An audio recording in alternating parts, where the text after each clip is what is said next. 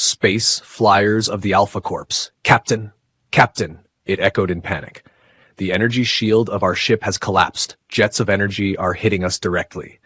Where is the answer? Where is the salvation? Rushed feverishly through his mind. Alpha rift? Inverse phase shift? Wormhole? Captain. Space date, Zenith 23-734-335. Hashtag a close encounter near the Helion-Persei Galaxy. A quiet hum of electricity. The Helion-Persei Galaxy was not marked on most maps. Too distant, too unstable, too forgotten, even for Imperial caravans that loved risky routes. It interested the ships of the Planetary Union even less. But on its very edges floated the cruiser Aurelian Star, a ship that had once been the pride of the young Alpha-Corps, and now only a worn-out guardian of its borders. Captain Ralde stood on the command bridge and watched the ionized dust of the spiral cloud sweep across the protective field. He was a middle-aged man with sharp facial features, a gaze that always evaluated, measured, weighed. A mad genius, as many called him, who found ways to deal with the greatest challenges using extremely unconventional methods. He did not suffer from illusions of heroism. He performed all tasks meticulously, almost coldly, except those he believed should remain unresolved. His sense of justice was far greater than the rigid orders of command. His crew consisted of veteran pilots, the young communications officer Vina, the senior engineer Loa, and a series of JB androids who were incredibly efficient. Ralde, as always, kept everything efficient and highly functional. His friend Captain Gordon had not been with them for a long time because, according to command, he had to go on an extended leave. Ralde knew very well that this was code for the highest secret missions from which many did not return. But he also knew very well that his friend was not one of the many. It was the evening. It was the evening before a routine patrol when he first heard that sound on the hyperspace communicator. It sounded like nothing he had ever heard in his life. It was neither mechanical nor organic, but still, it was there. "Captain," said Lieutenant Vina, a young woman with short dark hair in charge of the sensor systems. "We recorded a harmonic low-intensity pattern near Sector 780C. No heat source, no object, but the sound exists," finished Ralde. "Yes, even when we turn off the external sensors, the communicator receives it, which is impossible." Ralde turned toward the main screen where a faint sine wave was forming, occasionally breaking into tiny quantum twitches. The frequency varied between 9.7 and 10 kilohertz, but the amplitudes were strangely stable. Too stable. "When's the last time you saw something like this?" asked the captain. "Never. Maybe in training, when we simulated resonant anomalies, but this looks like someone is calling us." Ralde approached the console and amplified the signal to maximum. The static became clearer. And through it, something like words. Not a voice recording, but a code that simulated speech. A whisper. Clear, but broken. "Come, do not be late. The network is breaking." Captain Ralde did not show emotions. He was not a man who easily showed confusion. But inside, deep in his consciousness, something reminded him of an old file that had haunted the Union Command for over 30 years. The Electromancers. A group that believed the universe was alive through electricity. That energy networks were not merely technical systems, but an organism that thinks, dreams, produces patterns of will. And that one could talk to it. Madmen, many had said. But no one had ever managed to explain how the Electromancers traveled through galaxies even faster than ships with the most advanced hyperdrives. Since no one had heard of them in decades, it was believed that the group had disappeared, been destroyed, or disbanded.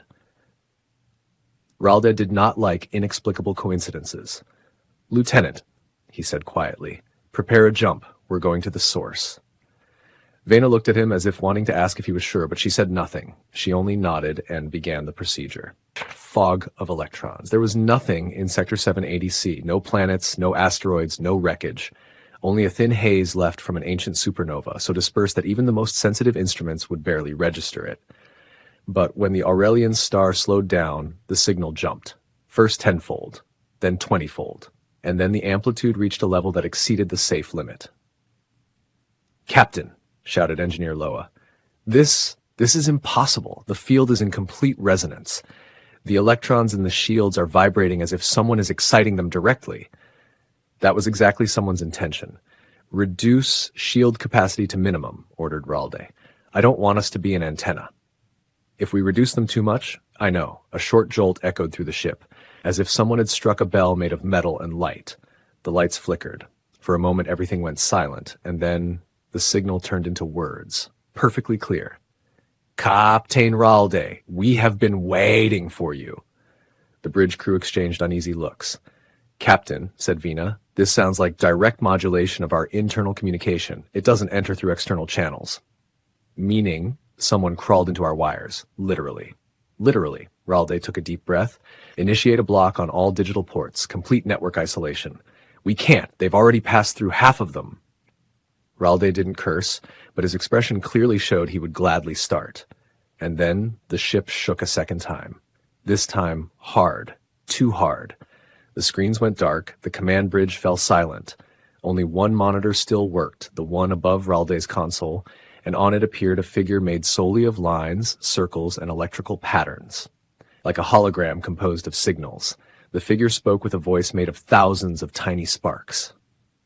Hello, Captain Ralde. You are the last one who can repair the crack in the network. That is why you must come with us. Who are you? Ralde asked coldly.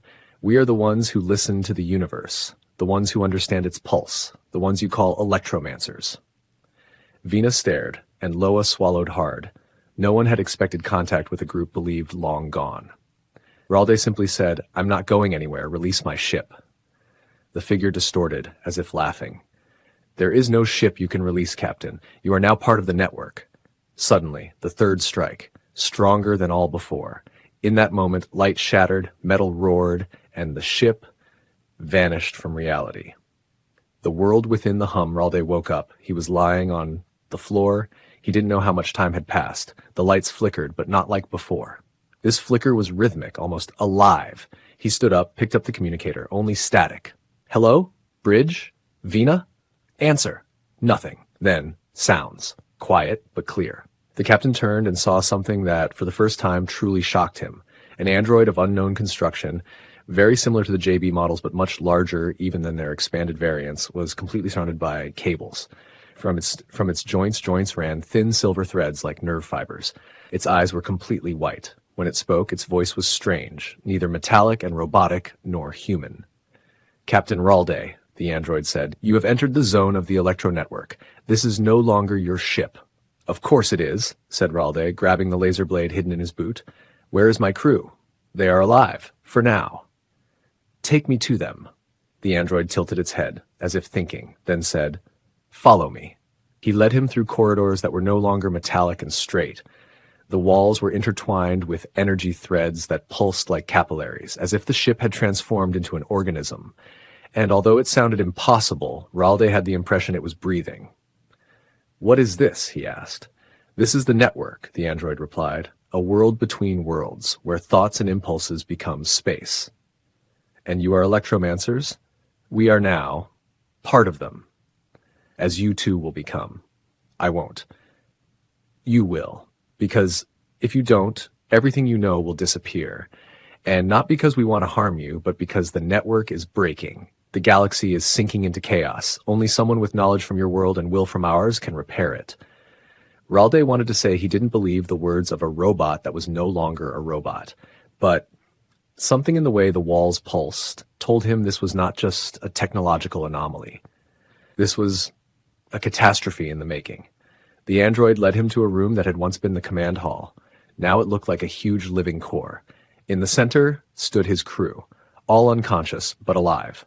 At first glance, they weren't injured, and around them, 12 figures in long robes covered in cables and electrical ornaments. Humans, not ghosts, not holograms, living beings, Electromancers.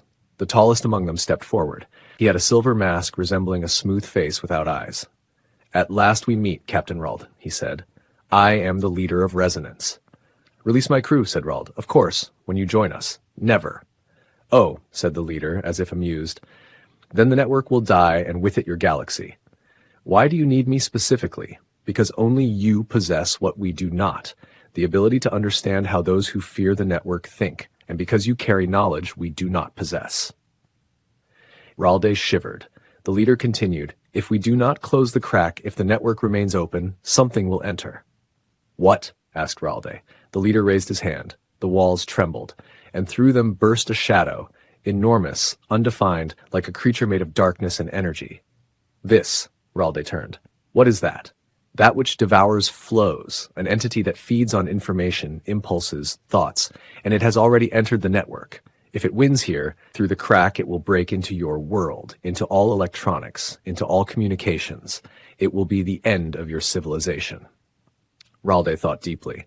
His mind worked at full capacity. How to stop a being that had all the attributes of electricity? Then he said, "I know how we can win. You need a Faraday cage." The leader halted. "We do not know how to create that within the network." "But I do." Plan of network and metal, Ralde approached the leader and said, "You must let me work, and you must trust me." "Trust?" asked the leader. "That is not a logical process." "It isn't, but you still must, or it's the end." The leader gave a short nod. Ralde climbed onto the central podium. He looked around. The walls pulsed like neurons. Everything in this dimension was made of energy. But a Faraday cage didn't have to be material. It had to be conceptually closed, emotionally closed, closed in its function. You choose me because I'm the last one who still has the knowledge of the old world. But that knowledge is not complete without matter. I need a ship, a real ship. The leader said, "The ship no longer exists. It will exist." Then he ordered, "Connect me to the network." Vina woke up at that moment and shouted, "Captain, don't! If you connect, you will lose yourself, your mind." Ralde turned to her. "Don't worry, Lieutenant. They never considered me sane anyway."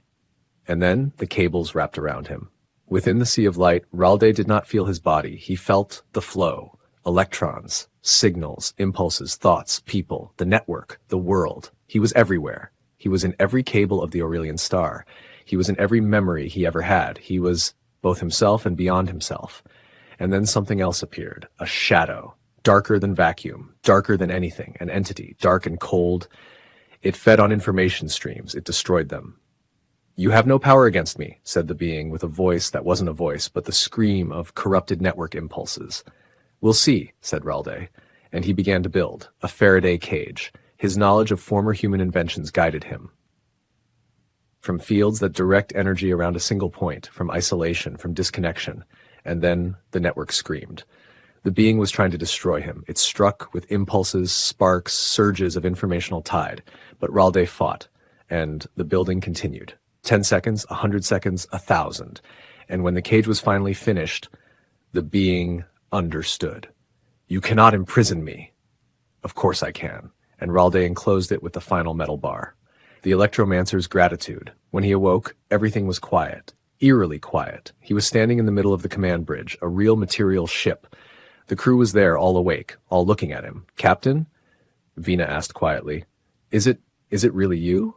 "It is," Ralde said. The leader of Resonance stood right beside him, without the mask. For the first time, a man. Tired, but alive. "You succeeded," said the leader. "The entity is trapped in a cage it cannot break." "A Faraday cage for an electrical evil being," said Ralde. The leader gave a slight bow. "The network is saved, and with it, your world. We owe you everything." Ralde shrugged. "You owe me only one thing." "What? To never enter my ship again." The leader smiled. "Fair enough." At the touch of the ring on his middle finger with a strong electric flash, his body turned into energy and disappeared. So that's how they travel through space, Ralde thought. The last sound later, when the ship was completely stable and once again fully material, Vina said to the captain, "Captain, how did you manage it?"